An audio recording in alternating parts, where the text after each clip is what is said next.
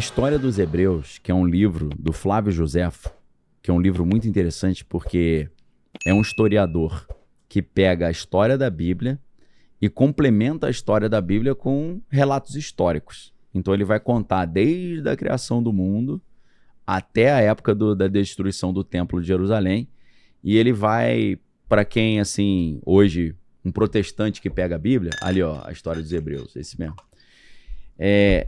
Você consegue entender como é que você faz a transição do Antigo Testamento para o Novo. Isso é muito interessante, porque na Bíblia protestante, você não tem os livros de Macabeus, por exemplo. Os livros de Macabeus te ajudam um pouco a entender essa transição do Antigo para o Novo Testamento. Porque na Bíblia,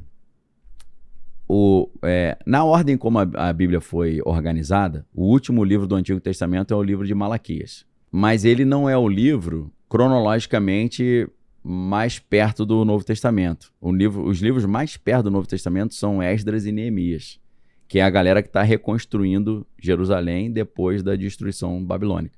Então, entre a época de Esdras e Neemias e Jesus, que é o Novo Testamento, tem 400 anos, que tem um gap. Ou seja, entre o Antigo e o Novo Testamento tem um gap que você salta de uma realidade do povo de Deus para outra.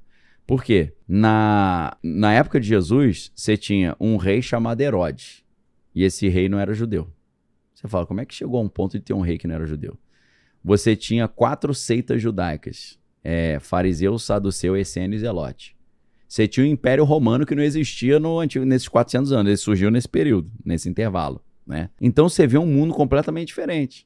Aí você fica com uma falta de conteúdo para entender como é que esse mundo sem fariseu, saduceu, essênio e zelote, sem romanos e sem Herodes, como é que esse mundo foi construído? Então, o livro A História dos Hebreus te ajuda a entender, ela vem numa linearidade. Teve a revolta dos Macabeus, aí o Império Romano dominou aquela região, o Império Romano não quis colocar um judeu como rei, tirou, né, essa função dos judeus e pegou um cara que era idumeu ou edomita, que é de um povo que sai ali da descendência de Abraão. Abraão, ele teve um filho chamado Isaac, né? O Isaac, ele teve 2 filhos gêmeos chamados Esaú e Jacó. O Esaú, ele acabou se afastando desse povo de Jacó e ele cria um povo separado. Porque o apelido de Esaú, porque ele era ruivo, era Edom. Aí você fala, o que tem a ver Edom com ruivo? Edom em hebraico significa vermelho, né? Tem a ver com a palavra até Adam. Adam e Edom em hebraico escreve praticamente igual, né? Adam significa o terroso, que veio da terra. Ah, é? É porque a terra é vermelha por causa do ferro. Ah, tá. Então Adão significa o humano, né? O humano também tem a ver com isso, porque o humano tem a ver com humus, que é a terra. E Adão significa o cara que é da terra também. É o mesmo conceito. Pô. E aí dá origem à palavra dam, que é sangue, e Adam, que é o homem, e Edom, que é vermelho. Então tudo tem a ver com a ideia de vermelho. A terra é vermelha, o homem veio da terra que é vermelha e por aí vai. Então esse cara, Edom, ele dá origem ao povo edomita, que também é conhecido como idumeu, que acabou virando, em alguns momentos da história, um povo que era inimigo do povo de Deus. Então, eu acho que para dar uma humilhada no povo de Deus, né, nos judeus, o Império Romano colocou um inimigo como rei. Pois é. Então era uma situação humilhante para eles, né? Você tem um rei Israel que é do povo inimigo, poxa. Só que era um cara pau-mandado dos romanos, né? Era um governante por procuração de Roma.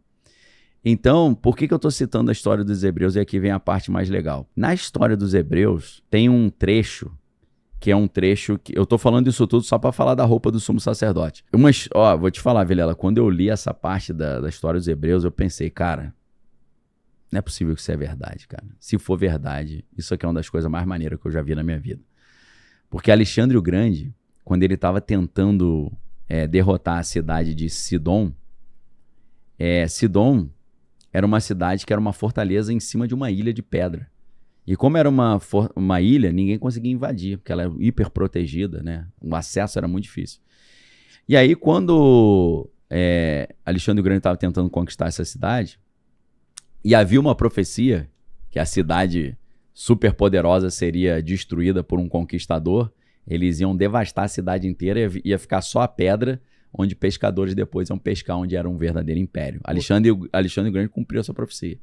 Ele destruiu. Só que o que aconteceu? Ele estava com dificuldade de vencer essa cidade por causa do acesso. E malandramente, ele ficou 6 meses construindo um aterro, cara. Ele foi aterrando da praia até a ilha para chegar com os soldados. No dia que ele encostou, ele destruiu a cidade. O cara ficou 6 meses. Nesses 6 meses, ele pediu a ajuda de Israel. Falou, vem me ajudar a destruir Sidom, que depois eu dou uma moral para vocês. Aí, o rei de Israel falou, não vou te ajudar. Aí ele falou, tu não vai me ajudar não? Quando eu terminar esse serviço, eu vou aí para te arrebentar. E aí, ele termina o serviço lá e ele chega com sangue nos olhos, meu irmão. Falou, vou arrebentar geral. Só que o que acontece? O sumo sacerdote botou a roupa, tipo o Papa recebendo os alienígenas, né? Sim. Que a gente vê nos filmes. Em vez do rei ir lá pra bater um papo com o Alexandre e falar, foi mal eu não ter te ajudado, né? Me desculpa. Mandaram o sumo sacerdote. Isso segundo Flávio Josefo, esse historiador, História dos Hebreus. Alexandre o Grande vem irado e fala, vou matar todo mundo. Quando ele vê o sumo sacerdote, ele se ajoelha diante do sumo sacerdote. Cara, eu falei, isso deve ser mentira, né? Porque Alexandre o Grande vai se ajoelhar diante de alguém, meu irmão. Cara que se achava Deus, filho de Zeus. E aí, o que a história conta, cara? O sumo sacerdote ficou totalmente constrangido, não entendeu nada, né? Que ele foi lá esperando morrer, né? Aí o cara se ajoelha, Alexandre o Grande se ajoelha. E aí ele falou, não, que isso, imperador, não faça isso e tal. Aí ele falou, olha só, quando eu era criança, eu tive um sonho com um cara com essa roupa que você usa, dizendo, eu sou o sacerdote do Deus verdadeiro e eu te levanto para você conquistar as nações. Olha lá, a roupa. Quando ele viu essa roupa, ele entrou em choque, porque ele tinha visto essa roupa quando ele era criança num sonho. Ele nunca tinha visto isso. O cara tá lá na Macedônia, isso aqui é em Israel. Não tinha internet na época. E aí, o Flávio Josefo diz que Alexandre o Grande concluiu que o Deus verdadeiro era o Deus de Israel e foi o Deus que chamou ele para fazer essa arruaça toda. E é claro que foi, porque a Bíblia já tinha falado isso na época de Daniel, que foi bem antes. Que o Alexandre o Grande, ele é a cintura de bronze. E o Daniel explica isso. Ele só não fala que o nome dele será Alexandre o Grande, filho de Filipe II da Macedônia. Ele só não dá o CPF do cara. Mas ele diz que vai se levantar alguém da Grécia que vai derrubar o Império Medo-Persa e vai construir um novo império. Então, cara, isso é uma das coisas mais interessantes que eu já li na minha vida. Você descobrir que, se isso for verdade, que Alexandre o Grande reconhece que o Deus verdadeiro é o Deus de Israel. E aí ele decide, em vez dele destruir Israel, ele abençoa Israel, dá um monte de presente, faz um monte de coisa a favor, né? De tão marcante que era essa roupa, né? A roupa era um negócio completamente singular. Então, ali no Santo dos Santos, se você quiser, Bigode, voltar a mostrar o tabernáculo, né? Que tem aquelas partezinhas. A gente imagina a Arca da Aliança como uma caixa com 2 anjos em cima. Então, ela não se assemelha a um trono. Mas eu creio que Eu já vi uma versão... Que ela é um trono, né? Pra mim, a Arca da Aliança é um trono pra sentar. Mas faz sentido, né? Faz sentido, porque... Vê se acha essa versão da Arca da Aliança em forma de um trono. Forma de trono. Porque tem a descrição, né, da Arca da Aliança, mas ela não descreve. Ela diz que abertura. Tem 2 anjos que estão com as asas assim, levantadas, encobrindo o rosto para não olhar para Deus. E as asas dos 2 anjos se tocam uma na outra. Mas não quer dizer que o anjo está em cima da arca. Os 2 anjos podem ser um encosto do assento. Entendeu? Então, o que algumas pessoas... essa é a versão tradicional. Nessa versão não tem como você sentar ali, porque os anjos estão te atrapalhando. Mas não é essa versão. Tá. Mas e se esses anjos, na verdade, formarem um encosto do trono? Exato. Né? Essa é a versão que a gente está acostumado a ver. Essa é a versão padrão. Quando o pessoal faz representação, popular. Inclusive no Indiana Jones. No Indiana Jones e tal. Isso. Mas eu já vi uma outra imagem. Vocês acharam essa? Que parece um trono. Então, a ideia é que quando o sacerdote fazia tudo certinho, Deus aparecia sentado ali. Cara, imagina... O cara se manifestava na parada. Imagina o susto da parada. Sinistro, né? Apareceu o bichão. Aí ele chegava pra Deus e falava, apresento diante de você como sacerdote os pecados do povo pedindo seu perdão pela tua misericórdia. Aí ele fala, perdão concedido ou Ou negado. não ou morra. É.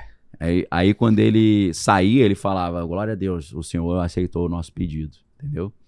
Então, na época de Moisés, quando Moisés estava vivo ainda, é muito interessante porque quando Deus queria falar com Moisés, aparecia uma coluna de fogo em cima desse lugar onde Deus aparece, ou seja, era o sinal que ele... vinha No céu em cima, Cara. ficava parado um fogo ali, era sinal de que Deus tinha descido ali, sentado no trono para conversar. Existe um intervalo na história bíblica onde um mundo inteiro mudou. Impérios surgiram, conquistadores dominaram territórios e uma nova era começou. Mas quando abrimos nossas Bíblias, esse período parece desaparecer. Foram aproximadamente 400 anos entre os últimos escritos do Antigo Testamento e os acontecimentos do Novo. Um período em que Alexandre o Grande transformou o mapa do mundo, a cultura grega se espalhou pelo Oriente e o cenário histórico que antecedeu o nascimento de Jesus começou a ser formado. Mas esse silêncio não significa que nada aconteceu. Pelo contrário, foi um dos períodos mais intensos da história antiga. Existem registros, como os escritos de Flávio Joséfo, tradições judaicas e diferentes interpretações de profecias antigas que tentam lançar luz sobre esses séculos.